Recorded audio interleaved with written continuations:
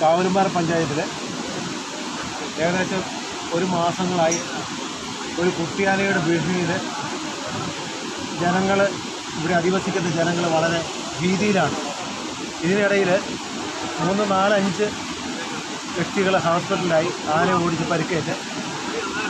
ഇന്ന് അതുപോലെ തന്നെ ഈ പുറമ്പാറ കാവലുംപാറ പഞ്ചായത്തിലെ ചൂരുണി മേഖലയിൽ ആന ഇന്ന് ജനവാസ മേഖലയിൽ ഇറങ്ങി വീട്ടുമുറ്റത്തൂടെ വന്ന് കുടുംബാനെ ഓടിച്ചു.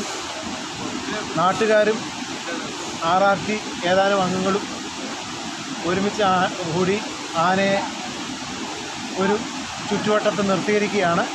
കാരണം ഇതുവരെ സംഗതി ഫോറസ്റ്റുകാർ പറഞ്ഞിരുന്നത് ആനയെ ഞങ്ങൾ അന്വേഷിച്ച് നടന്നു, കണ്ടില്ല എന്ന് പറഞ്ഞു. ആനേനെ മയക്കുവെടി വെച്ച് ഇവിടുന്ന് കയറ്റിക്കൊണ്ട് പോകാമെന്നുള്ള നിർദ്ദേശം കിട്ടിയിട്ടുണ്ടെന്ന് പറഞ്ഞു.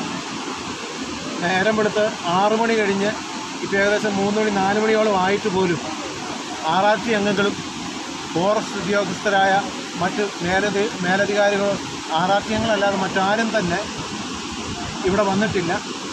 അതായത് ഏറ്റവും ദയനീയമായ കാര്യമെന്ന് പറഞ്ഞാൽ, അതായത് ഈ ഫോറസ്റ്റ് റേഞ്ചിലെ കുറ്റ്യാടി റേഞ്ചിലെ റേഞ്ച് ഓഫീസർ പോലും ഇവിടെ വന്നിട്ടില്ല.